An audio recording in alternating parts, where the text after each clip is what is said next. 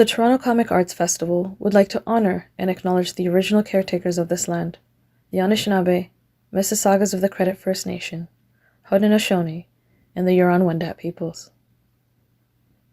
We are in a territory that was the subject of the Dish with One Spoon One Pump Belt Covenant, an agreement between the Anishinaabe, Mississaugas, Haudenosaunee, and allied nations to share and care for the land. This land is also covered by Treaty 13 with the Mississaugas of the Credit. This acknowledgement is a reminder that we are all treaty people and that we have a responsibility to the land and each other. TCAF celebrates the long history of sharing stories on this land and is committed to increasing Indigenous voices and perspectives in our programming.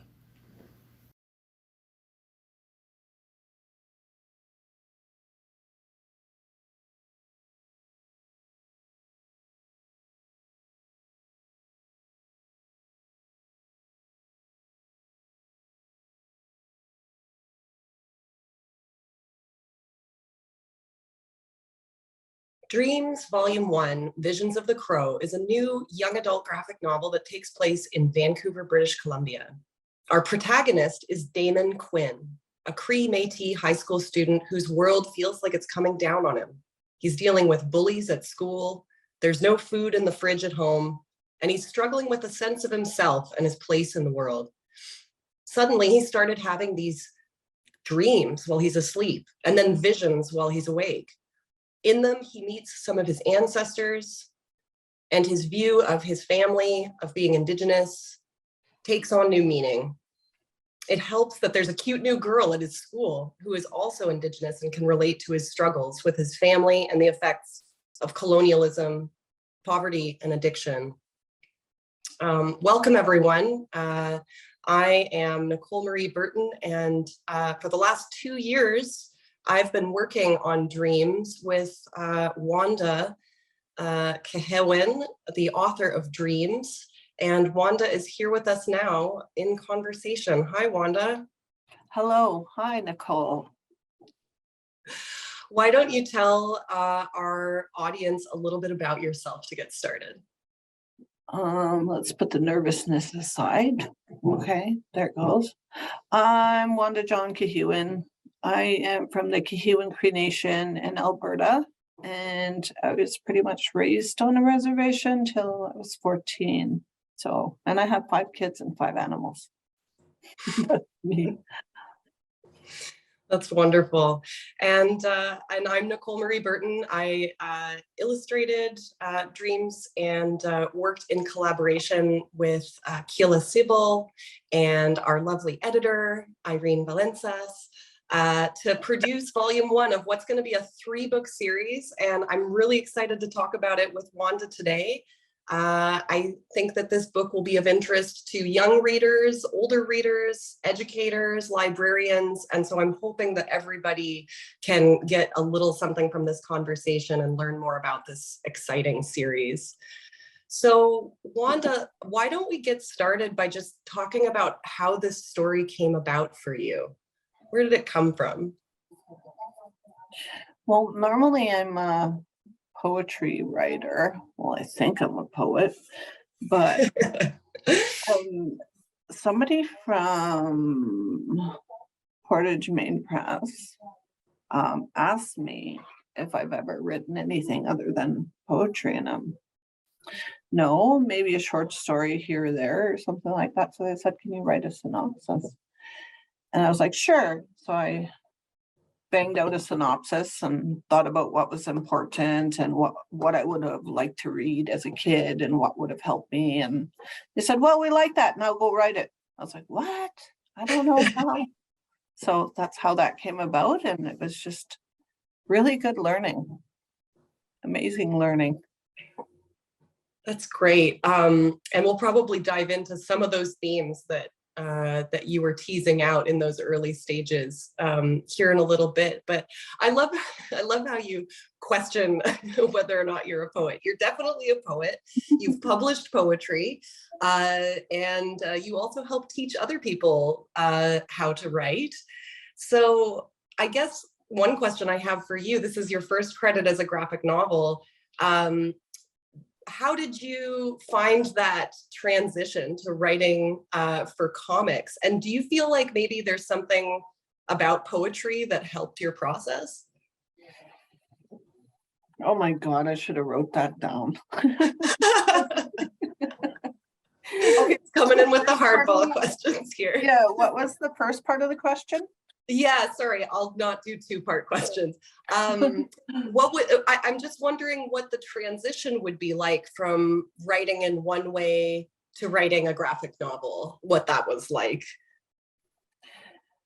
I think writing a graphic novel, like the dialogue especially, is kind of like writing poetry, like short line poetry, because you want to make sure that, which is something I've learned, writing graphic novels, is you can't have a big, huge speech in a bubble or whatever. So you have to make sure your choice of diction is just right and helps the illustrations along and makes it the best panel it can be, because you can't just throw random words in there and hoping it'll work. And it's like poetry as well. You can't just throw some random words around and hope it's a good poem. You actually have to pay attention to your choice of diction and the choice of words, and even line breaks and stuff like that. So it wasn't that far off.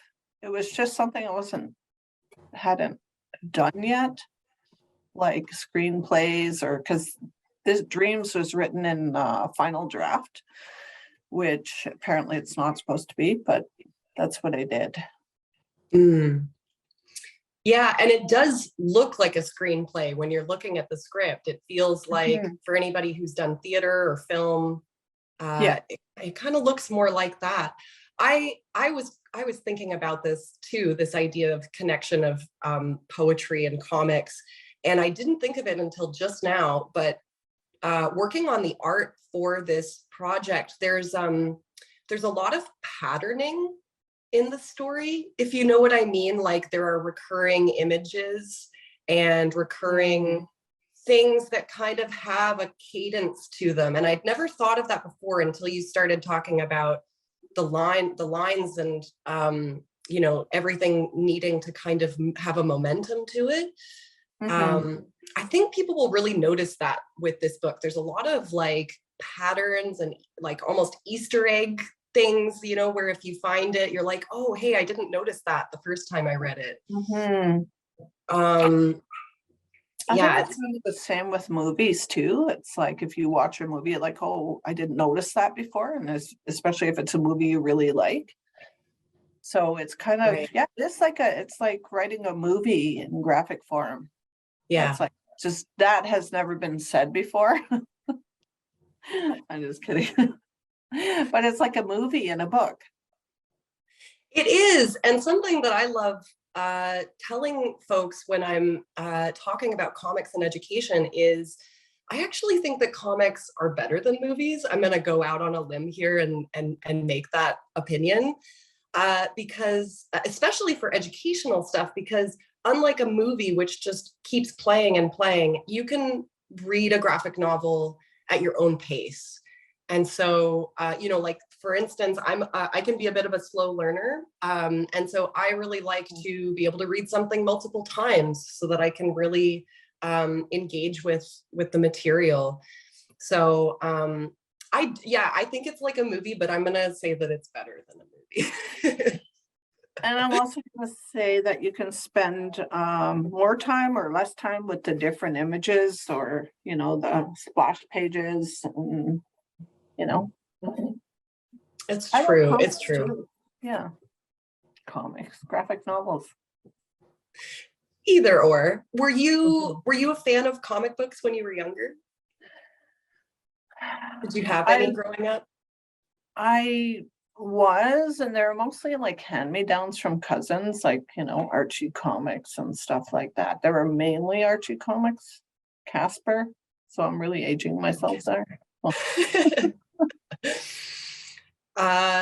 It's interesting to see how Archie has like taken on a whole new life, but it definitely can teach you at a young age about dialogue and like having kind of like a fast-paced, back and forth, charisma, or something that draws you into what's happening with the characters. And I actually think that that's a big part of Dreams. It's a lot about relationships, isn't it? We have Damon's relationship with his mom. We've got Damon's relationship with a bully at school, or the new girl journey. There's really a lot here in terms of dialogue, which keeps things snappy, but then also you get to see those relationships change. Like, none of them stay the same, hey, through the book. Yeah, it's nothing like Archie comics where, it's the same old problem, different day, right?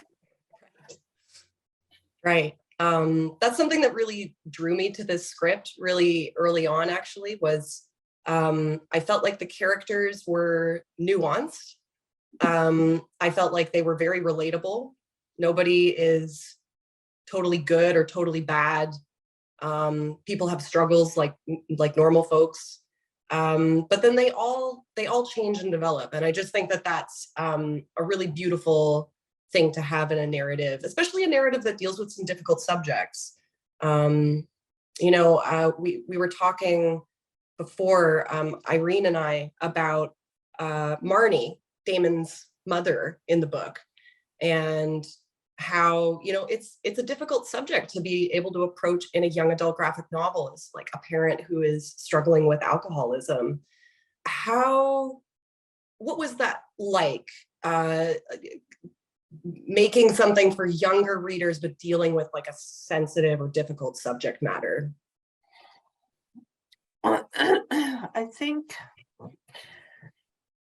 it was trying to figure out how to broach it in a way that would, be inclusive of others who were actually experiencing it. So it's like, as a kid, I was very introspective. So I would see things, and I had my mother, struggle with alcoholism. I've seen a lot of family members struggle with alcoholism and addictions, and I think it is also a part of historical impact on Indigenous people, their traditional parenting, and how do I parent, because how do I do the thing that I've never been shown, or it's been interrupted, and I forgot where I was going with this. Oh my God. No, that's so true though. And I actually think that that's as a young parent, I've got a 3-year-old now, that was such a moving thing to read in this script, because it really does shine through. Marnie is a struggling parent, but she loves her kid, like all parents love their children. She's beginning in a bit of a rut, but then we see her kind of reorient and then really begin to thrive. And, I think that there's like some interesting places that her character is going now that we're cracking open volume 2 and working on that behind the scenes. I think I wanted to see a book out there that, because when I travel home every year, like I see kids struggling with the different issues, or their parents struggling with issues, and it's like I want them to have somewhere to go as well, because I find it really empowering when I see somebody standing in their truth and they have similar issues, because I used to read Laura Ingalls Wilder and all these different kinds of series, Nancy Drew, and they did not have the problems that I had. Their sort of problems could be sort of fixed within the day or the week or something. Mine were kind of like a lifelong journey that I still haven't fixed, kind of thing. So I wanted to portray that in a book to help others who are struggling to make sense of the world, living in a time and a place where it doesn't make sense. 100%. And this is, you can see this in the script.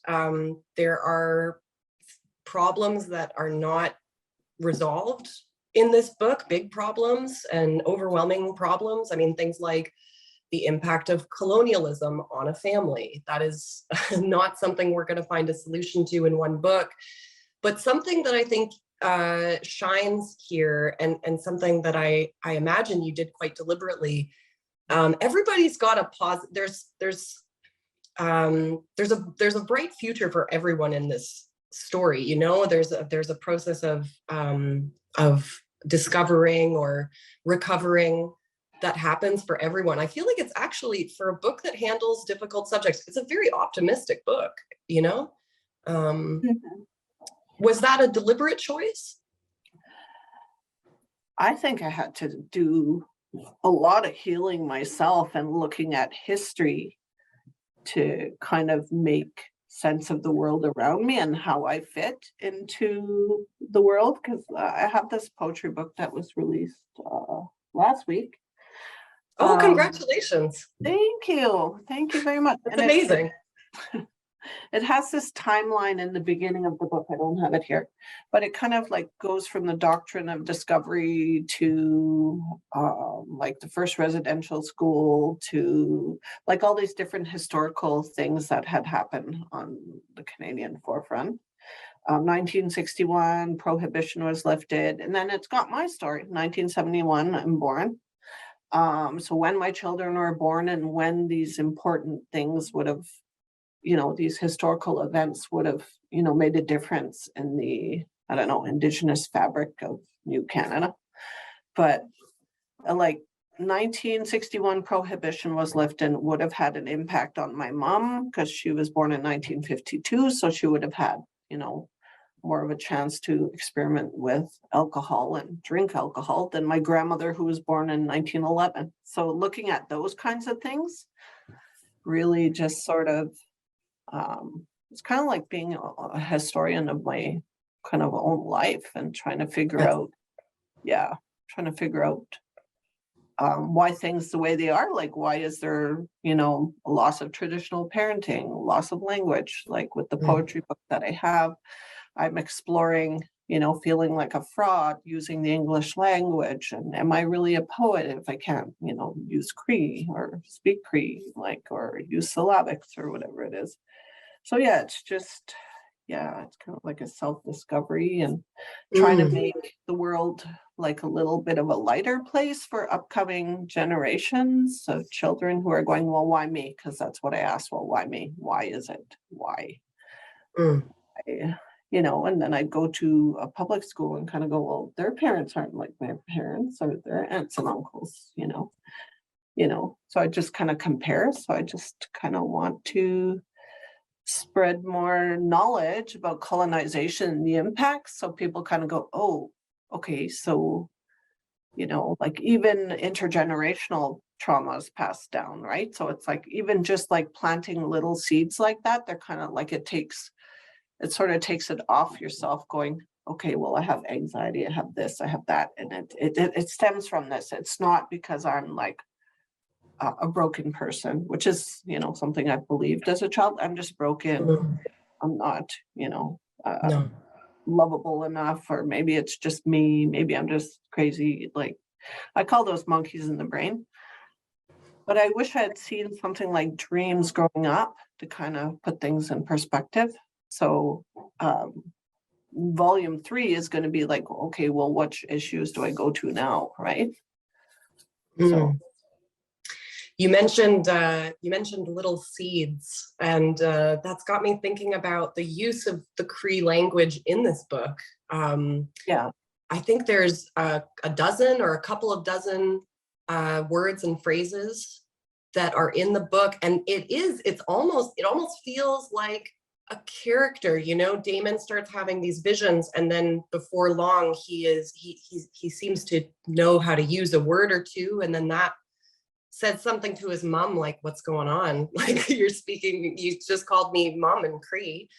That must have been a really interesting process. Can you tell us a little bit about getting Cree into this book and like what that was like on your side as the author? I did the same thing with my poetry book. So it was kind of like, while I was doing my master's at UBC, I was like, I was feeling like a real fraud because I was like, okay, I'm writing in another language, which isn't my own mother tongue. So am I really a poet? Am I, an English poet? Am I, what kind of poet am I, kind of thing? And I just wanted to, and I just totally forgot the question. Cree, working with the Cree language as a writer.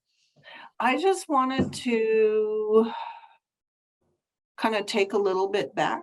I know I'm not going to be able to learn the whole Cree language. I once spoke to a Cree speaker, and he says we only have about, we've lost 75% of the words, right? Because times change. And then it was like, I just needed to reach a little bit just to bring the language in. It kind of made me feel better to kind of acknowledge, the language and kind of make it important, so to speak, make it important. It does feel important. Like those words feel really valuable in the story. I almost want to say they feel sacred because it's about a shared relationship or a shared knowledge that has been stifled, and that Damon is coming into embodying and knowing. So I was very moved by some of the scenes with the Cree language. I don't know. I have not yet learned all of the words myself, but I was really happy to see those and to learn some of them while reading the script. And I see the way that it's developing in the series, and I like where it's going. There's new words in book 2, isn't there?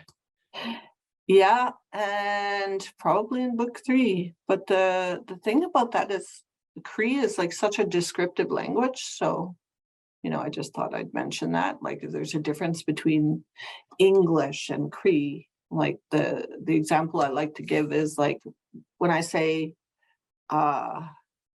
potato, everybody just imagines a potato, or they can see a potato, right? But it's in the Cree language, it's like Askipwawa is like Earth's egg.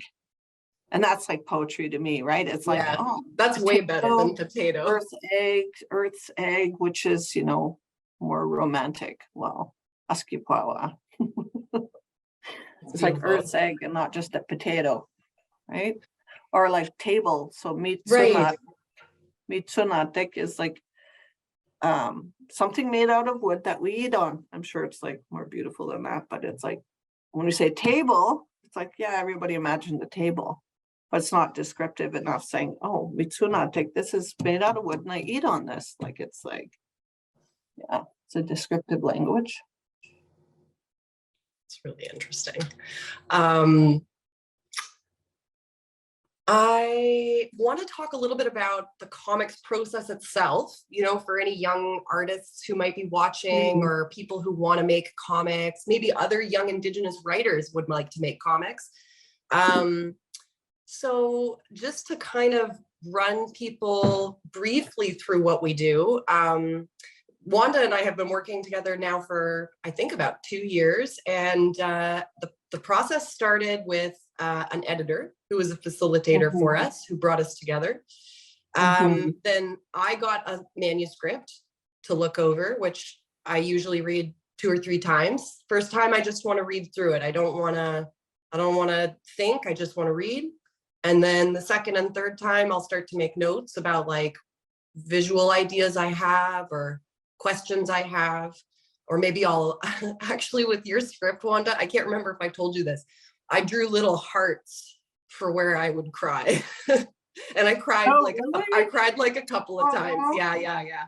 I would draw little hearts when I was like, oh, I can feel myself tearing up, because actually that information is valuable to me as an artist, because I think to myself, well, I want to maximize our emotional impact with visuals. So if something feels very moving to me in the script, maybe I want to give it a bigger panel, or maybe like talk with you about like a full page idea. Yeah, so that's the scripting. That's where I'm at that point. Then I work on storyboards, which are like little tiny rough sketches, maybe thumbnails, they call them, because they're thumbnail sized. And that just gives us a sense of overall composition, which characters are appearing on the page, how many panels we have, where the text bubbles are going to go. And it kind of just brings order to the chaos. And personally, I think it's the hardest part of the whole job. Storyboarding is so much visioning, which now that I'm saying it, we're talking about Visions of the Crow. I feel like it's almost a pun, but it is a lot. It's a lot of trying to picture something that does not yet exist. And so it can take a while to get all of those visuals together.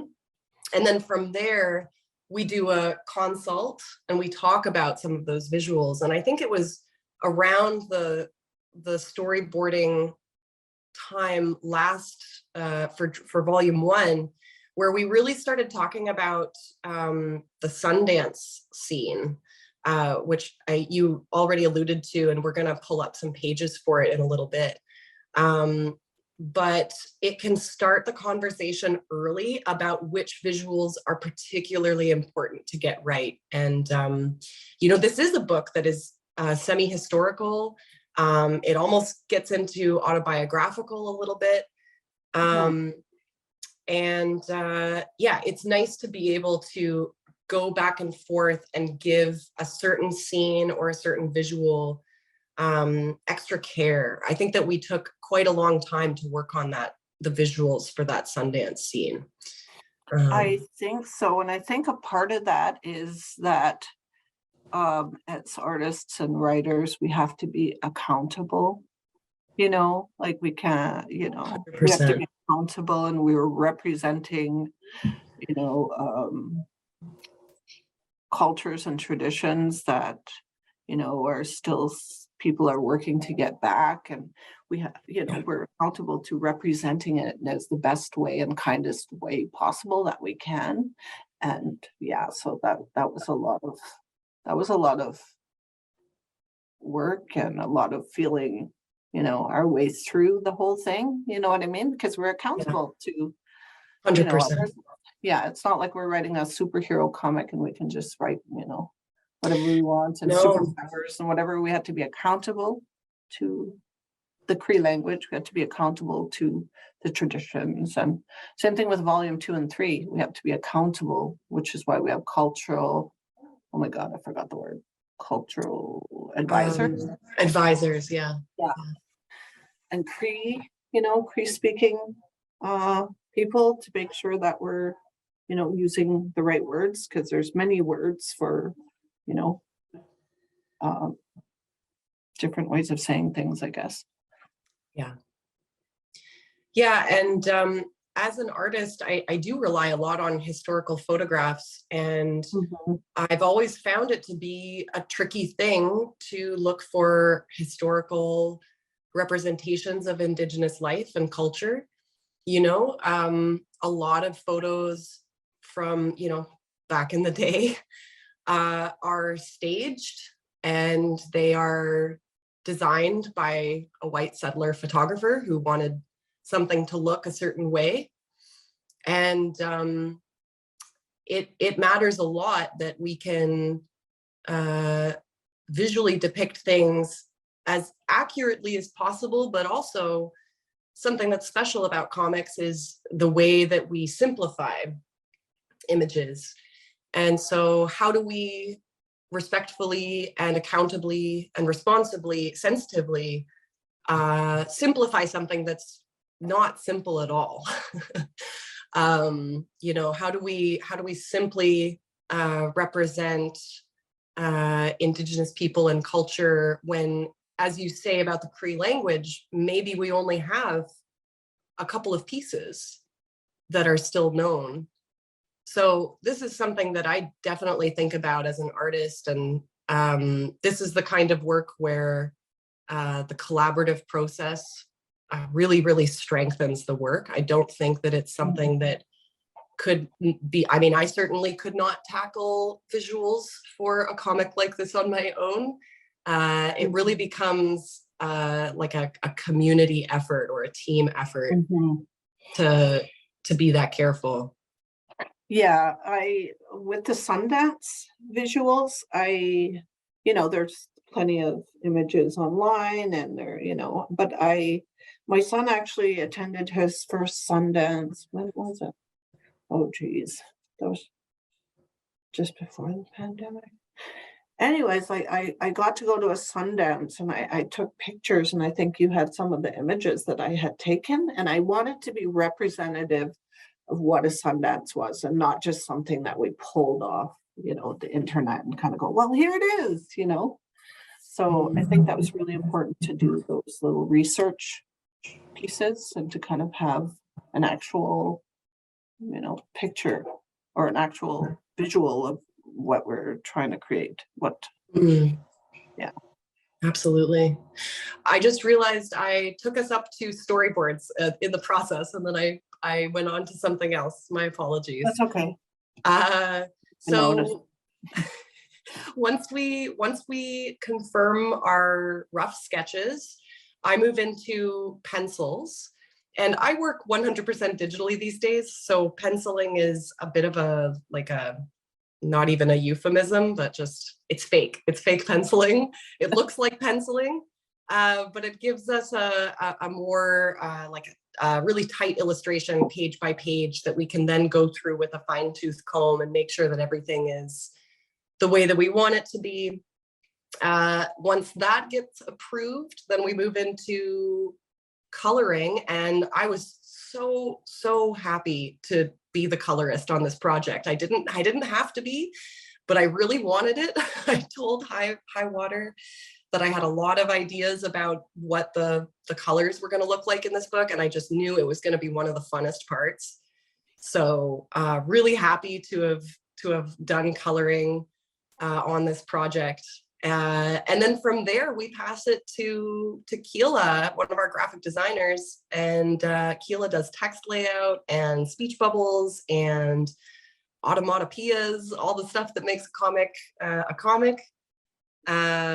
And so, with those pieces of the process laid out, I did kind of want to ask some production questions, some process questions.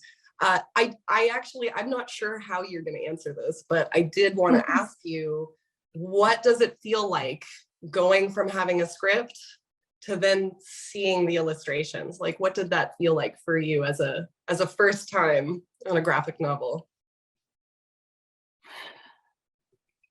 I think it's pretty If you amazing. hated it, you can say it. It's okay. I don't mind. I think it's pretty amazing because when I'm writing a script, or when I've also written a movie script, one of my other many genres that I'm checking out. But it's like I see a picture in my head. That's how the story is. Like, it kind of like plays.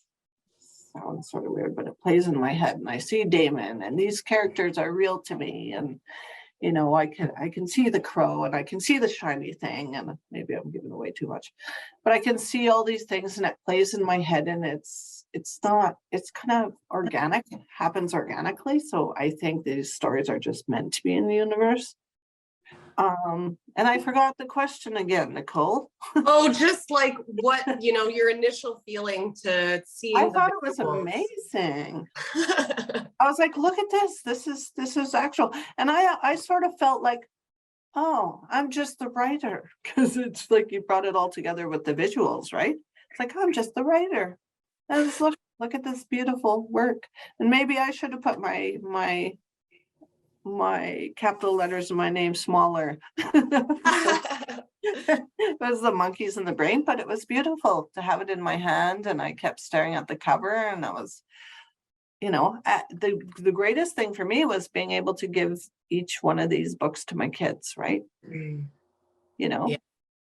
That's a good feeling. That's really good. Yeah, they haven't read it yet, though. Yeah, I've given it to a couple of kids. Mom's just a writer. She's doing her thing. And my daughter's probably going to do the same thing and be like, Mom, I can do better than Mom. I'm just draw my own things. That's what my daughter does. She writes stories. She's like, well, I can write a graphic novel too. So she's doing a little storyboarding and stuff like that. I'm like, that's great. Oh man, That's what I love to hear. I love it when kids are making comics. I like how your kids are just like, yeah, mom, you're a famous author. All right, yeah. I don't even think they use the word famous. They're just like, yeah, mom's doing her thing. Here's another poetry book she wrote. Just doing her thing. Right? I'm glad it's their kind of normal, because like growing up, that wasn't my normal. I didn't, Right. have any Indigenous writers to kind of look up to and, going, oh, so-and-so wrote this cool book, right? But now we can, Yeah, So and I think that's thanks sorry. for that. The visual, no. they're beautiful. Thank you for your kind words. And yeah, I think that is a really beautiful thing about about the moment we're in. I think it's really meaningful that we can hand kids books where they see themselves or can see a life that they can relate to more than the books that have been available. And having my name on a book like that fills me with pride and makes me feel really good. So thank you for helping that happen for me in my life.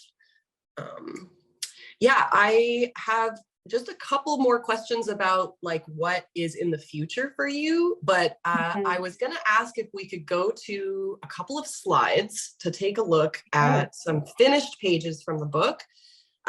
We kind of did a round robin with some folks from High Water Press, and we've picked out a couple of scenes for people to see. We were talking about this one. This is the opening scene to the Sundance vision. Wanda, do you want to tell us just a little bit about this? We've got this page and then the next spread. So if you want them to go to the next slide, just let them know. My second oldest, who actually went to the Sundance, he saw this and he's like, why do you have me in a book? I'm like, I'm sorry. Oh, really? Oh my gosh. Because this looks a depiction of the pictures that I gave you, right? And his hair was kind of like that, right? I think I have my kids in mind when I'm doing things, but they're not exactly. He's like, why do you have me in a book? Is that because that's the depiction of the Sundance, and that's what it was like being there, right? And that's the beauty of this, because it's an actual true depiction of what a Sundance is today. Yeah.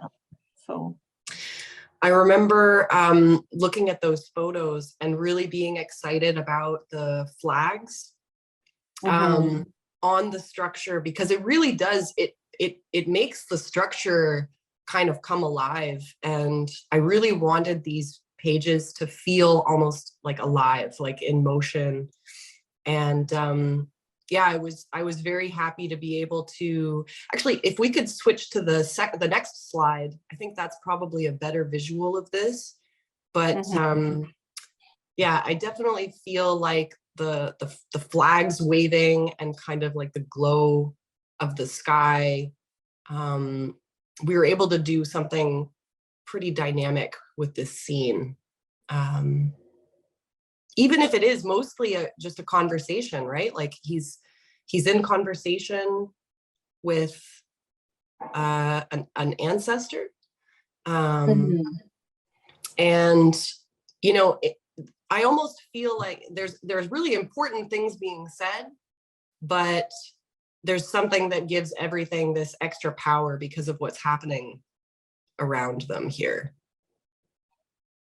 I think it's a true depiction of what a Sundance is, and I'm glad I went there, because I didn't want to just pull stuff off the internet, and kind of go, well, draw this. I just felt I had to be true to what we were doing. We were doing sort of a historical as well as a contemporary, as well as and I wanted it to like resonate, and not like people go, well, that's not what a Sundance looks like, or that's not the Sundance I saw. It's kind of like, okay, well, these are actual depictions of an actual Sundance, right? So right. When I first saw the photos, I really didn't know what I was looking at. Like, I was like, this is an incredible structure, but I'm not totally sure if I understand what's happening. And so I did look online for like a documentary about preparing for a Sundance ceremony.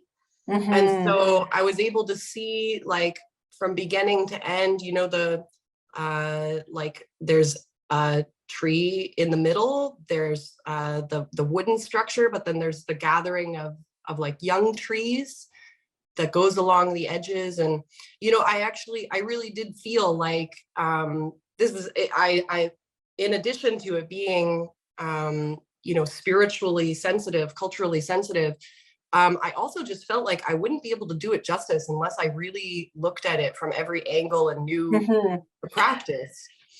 There's still some aspects of the Sundance I don't even know, because each of the flags and each of the colors means something different. So I know like blue would be like the sky, and you know, green would be the earth, but each individual culture, like a Ojibwe or Sioux or Lakota or whatever it is, Lakota also do Sundances, so I don't think the colors mean the same. So yeah, it's there's a lot about Sundances I don't know as well. Like I don't know the ins and outs. I don't know if I would do the Sundance because it's like 4 days of no water and no food. So that was really interesting. And my son, who was, I think he was 20 at the time, 21, he actually did the Sundance, you know, at that age. Here I am, like way older, going, nah, I'll see you later. I'm gonna go and, you know, go to Boston Pizza or something. You know, and it's like, oh no, okay, I'll bring you your water. And he did it. So there's a lot more to the Sundance, you know, there's an actual praying the entire time. You know, I don't really like praying because there's my internal battle with, you know, language. Talking to the universe, I guess, right? And just talking to the universe and asking the universe to have a good life, or to watch your family, or to help your journey, or whatever it is that you're asking for. So yeah. I love the idea that this scene may lead to some young people trying out the Sundance ceremony for the first time. If that ever happens to anybody who's listening, please let Wanda and I know. That would be really interesting. That would be really amazing. Let's try going to the next slide. I'm not even sure which one it's going to be at this point. Oh yes, the bear claw scene. Wanda, do you want to talk about the significance of the bear claw?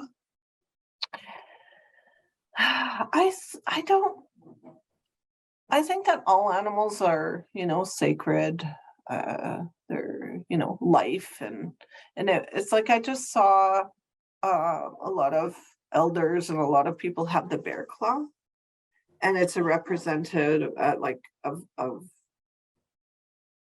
my God, I'm at a loss for words. It's like mother bear, and it's like a protector, and it's like, it's just that Indigenous people used to use every part of the animal, and so they would have like made the necklaces out of it. And I think it's also like a transition or a coming of age thing. Like you have to earn everything. Like even if you want an eagle feather or a bear claw, you have to, you know, or be a pipe carrier, you have to earn these things. You can't just, you know, like, hey, no, can I have a bear claw necklace or whatever?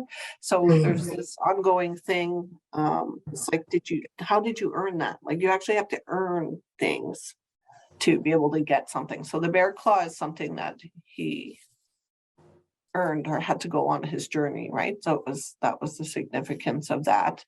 And to kind of tie him to the bear, you know, tie him to the bear clan as well. Well, not really a clan, but the bear. It's bear in Cree culture is, you know, powerful animal. And so I don't even know if I answered that question, or did I skirt totally around it?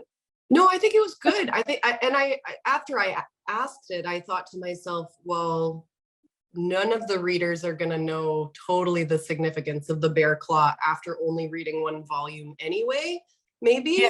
So yeah, maybe, yeah, just a little, you gave them a teaser, just a little taste of the bear claw and its significance. No, I think that's I think that was a really powerful answer, actually. And How do we earn the things? How do we earn the things? Because I went to another ceremony and it's like eagle feathers or the eagle plumes for the women.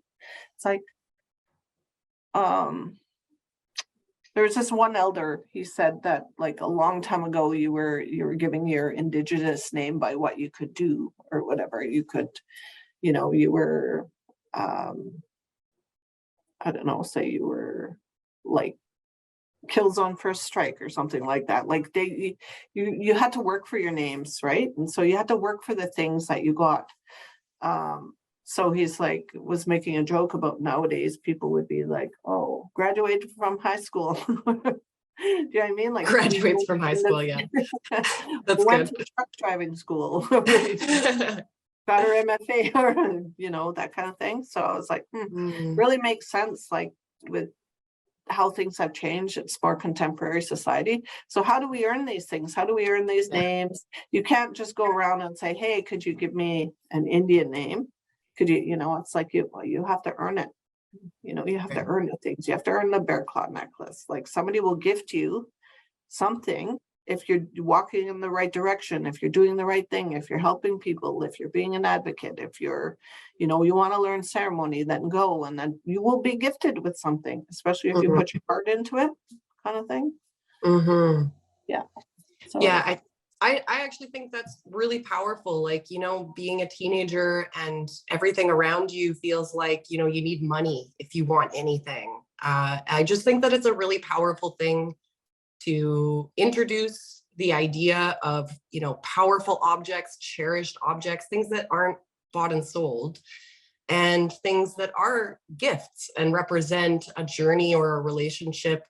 I just think that this is really a powerful part of the narrative in that way. And, this represents his coming closer with the crow and feeling more like the crow is maybe speaking more directly to him, is not just like some animal who has started to follow him around.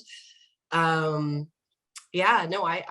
definitely think that there's, it's like a premonition thing. I think it's a good time to transition to that slide. I think this is one of the last scenes that I grabbed, second to last scene. And it does give us a sense of Damon's changing reality. This is one of those scenes where he has a vision, but he's like in public, and it's very disorienting. I don't know if you want to talk about this spread at all, Wanda. I kind of just grabbed it to show the way that we were transitioning. Was this his first vision, or was this his second? This is his second. Yeah. So he's already been going in and out, I think once before. I think it's a powerful daydream. If you want something bad enough, you're going to have powerful daydreams, and I would say visions, but there's like a Cree word. I will learn the Cree word for what he's going through. Do you know what I mean? Did I want to talk about it? I just want to say you did an amazing job doing the transitions. Thank you. And I do you want to talk about it? Sorry. Please, yeah. I really have nothing to say.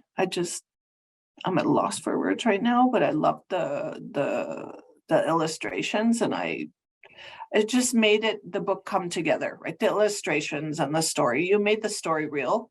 It's kind of like when it's kind of like you're a filmmaker now, right? You're a director of a film. Right. That's right. Yeah. Yeah. Absolutely. It's like that. Yep. No, I definitely felt like I was happy with how the angry crows came out. I was glad that Marcus finally got like some crows giving him his just desserts there. Let's switch to the final slide. This one is actually, you've already kind of touched on this too, but I just wanted to take a minute for it. This is another vision later in the book. There is a strong undercurrent everywhere in this book around animals, yes, like you mentioned, but also just nature in general. And I was wondering if maybe you could talk about that, the role of nature in this book. I think nature, is pretty much for everybody. Like, we all need water, we all need, uh, forest, we all need like food, we all, like the forest, like everything Mother Earth has, we already have everything we need, I think it's really important to show this because we need to connect to nature. We can't just live in the city and, cement and have like cement always between us and Mother Earth, right? We have to be able to go out and connect with the water. And, like there's these little things, these little seeds planted in my brain even, that like water takes away negative energy. So if you ever feel bad or whatever, you just go near the water because it'll take that negative energy away. And I remember taking my son there, and that was a seed planted a long time ago in my brain. So I would take him to the river and we would pick up these rocks. We'd pick up these rocks and we'd be like, after a week or something, we'd be like, yeah, put every, bad thought you have, or somebody said something to you, let's put it in these rocks, and then we're just going to throw it into the river and it's going to take it away, right? Even that symbolic, just making my own sort of traditions, like with my son, like doing that, like, yeah, let's just, put all the negative energy into this rock here. And that's what we're going to do, because it gives us time to reflect on those things that happened. And this is symbolic of us letting it go, and using that whole idea that water can cleanse negative energy. So we're just kind of symbolically, we're just kind of letting it go. And so, yeah. So like being in touch with nature, like I go home once a year or a couple times a year if I can, and just, putting your feet in the grass, like, like we don't do that often enough, and it's just connecting. Also you can, I love going back home because Saskatoon picking and, and July, August, and, picking sweetgrass, like everything you can get from Mother Earth, right? Everything you can get, food, you can get fish, you can get, whatever it is you want to do. You can make shelter out of everything. We already had everything, but we sort of live in these cement sort of, cities with, rubber soles and cement, just connecting us from Mother Earth. I gotta just say, I really loved drawing the pages where nature comes out, like the Saskatoon berries, especially. I really felt like that scene, which is the page on the right here. I like, folks talk about going out on the land and gathering medicine, and at first this just feels like a casual kind of page of like, oh, hey, some berries, yum. But then, sorry, spoilers, there's something about the berries that I think connects him to his mom, like a little bit later, and they have like a bonding experience over the Saskatoon berries, and it's just like, that is medicine. It's not just grabbing a bite to eat. There's a bigger thing happening here with the berries. And I just think it was really powerful, and looked really delicious. I got really hungry drawing that page. Did you ever taste Saskatoons? Yeah, I have. Yeah, no, my dad is from Saskatchewan, and he made it a really big deal for us to eat Saskatoon berries when we were little. Oh, they're so good. Like, yeah, it's so good. I'm living in BC, and I hardly, I haven't had Saskatoon since last year when I went home, right? So oh my gosh. Yeah. We got to get you some Saskatoon berries, Stat. Right. If we have Saskatoons at any of the launches or anywhere we go, could we do that? Could we hire a catering company that will bring in Saskatoon berries? Or maybe we should all just go get off the land ourselves and be like, yeah, no, MP. That is definitely the better choice. Strike what I said about a catering company. Let me go out and pick some Saskatoons. I think that's the final page that I grabbed a slide for. I've got a couple more questions before we tie things off today. And all of these are like future facing questions. So, you know, sky's the limit in terms of how you want to answer them. But now that Dreams is out in the world, who do you envision reading this book? Why do you think readers would pick it up? I don't know, because the monkeys in my brain go, oh, you wrote it, somebody published it, nobody's going to read it. It's kind of like the monkeys in my brain. So it's like, who do I envision reading it?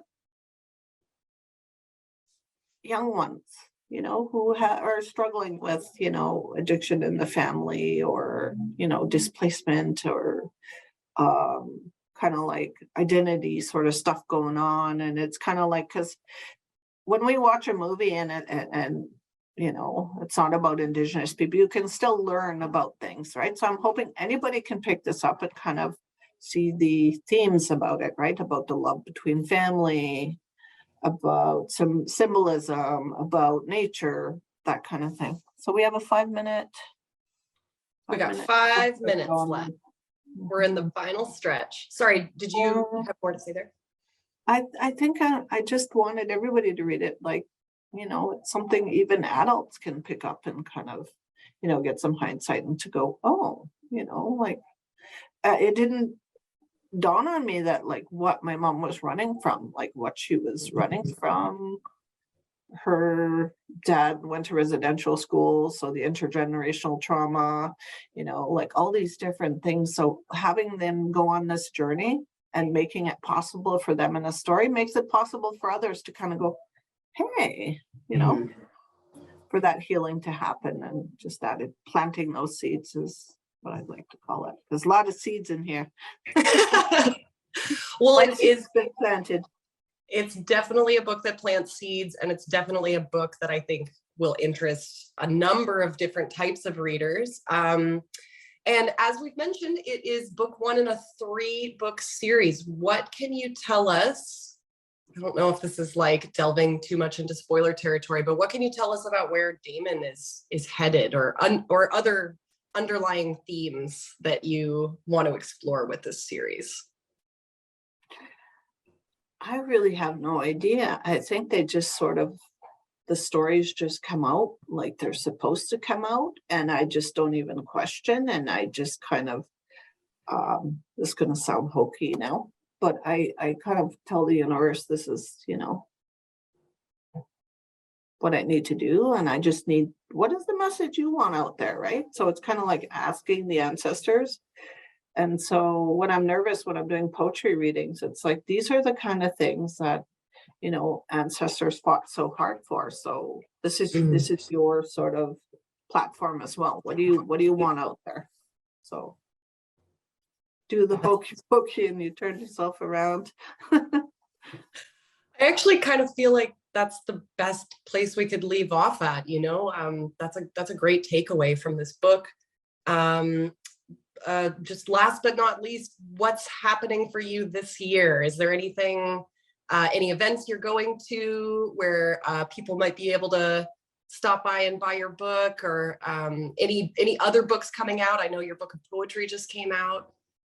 I have a YA novel through Highwater Press, PMP, called, oh my God, Hopeless and Hope, and it's a YA.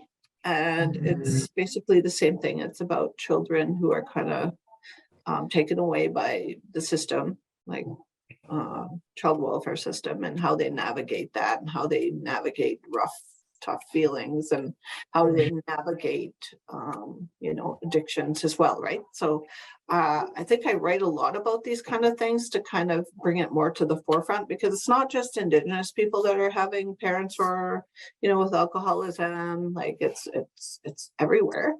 So I'm hoping that it reaches them as well. That's coming out in August.